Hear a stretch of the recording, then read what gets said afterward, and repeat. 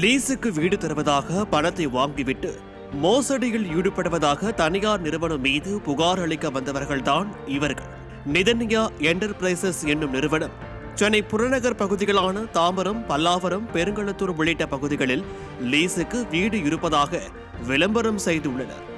அதனை நம்பி வந்தவர்களிடம் 1 வருடம் 2 வருடம் என அக்ரிமெண்ட் போட்டு 3 லட்சம் முதல் 12 லட்சம் வரை பணம் வாங்கி லீஸுக்கு குடியமர்த்தி உள்ளனர்.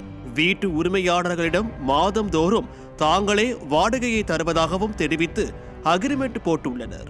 இந்நிலையில் கடந்த 3 மாதங்களாக வீட்டு உரிமையாளர்களுக்கு நிதன்யா என்டர்பிரைசஸ் நிறுவனம் வாடகை தரவில்லை என தெரிகிறது.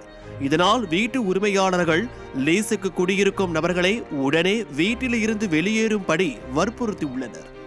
அப்போது வாடகைதாரர்கள் தாங்கள் லீஸுக்கு குடி வந்தவரிப்பதாக சொல்ல, உரிமையாளர்களோ நாங்கள் மாத வாடகைக்குத்தான் விட்டதாக சொல்ல, இரு தரப்பினர் இடையேயும் வாக்குவாதங்கள் ஏற்பட்டுள்ளது. இதனால் இரு தரப்பினரும் நிதன்யா என்டர்பிரைசஸில் சென்று கேட்டபோது பணம் தருவதாக கூறியவர்கள் திடீரென்று நிறுவனத்தை காலி செய்துவிட்டு சென்றுள்ளனர்.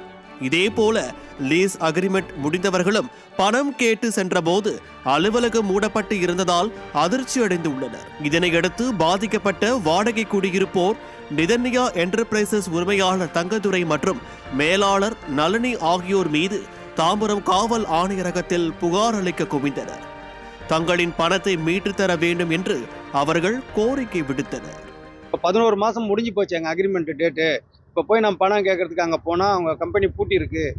அவர் அரெஸ்ட் ஆகிருக்காருன்றாங்க, தலைமறைவாக இருக்குன்றாங்க. 1 வாரத்துக்கு மேலே பூட்டி இருக்கு. நானும் டெய்லி பார்த்துட்டு வரேன். இப்போ ஹவுஸ் ஓனர் எங்களை என்ன சொல்கிறாங்கன்னா, இது எங்கள் வீடு, எங்களுக்கு தெரியாது, நீங்கள் வெளியில் போங்கன்றாங்க. நாங்கள் எங்கே ஐயா போவோம்? 10 லட்சத்தை கொடுத்துருக்கோம். வெளியில் போனால் 1 ரூபாய் இல்லை எங்களை விட்டு. இப்போ வெளியில் போக வாழ்வாதாரம் இல்லை. லீஸ் பணமும் கிடைக்காமல் வீட்டு உரிமையாளர்களும் துரத்துவதால் எங்கே செல்வது என்று தவிப்பதாகவும் அவர்கள் வேதனை தெரிவித்தனர். 90 குடும்பங்கள் இந்தமாரி லீஸில் இருக்கிறாங்க.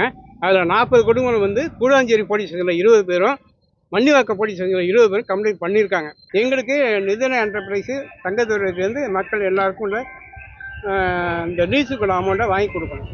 இதனிடையே தங்கராஜ் இதே போன்றதொரு மோசடி புகாரில் சேலையூர் போலீசாரால் கைது செய்யப்பட்டு புழல் சிறையில் இருப்பதாக தகவல் கிடைத்துள்ளது. நிதன்யா என்டர்பிரைசஸ் மீது பல்வேறு காவல் நிலையங்களிலும் புகார் அளிக்கப்பட்டுள்ள நிலையில் கோடிக்கணக்கில் நிகழ்ந்துள்ள பண மோசடி தொடர்பாக வழக்கு விவரங்களை தாம்பரம் துணை ஆணையர் அலுவலகத்தில் சேகரித்து வருகின்றனர்.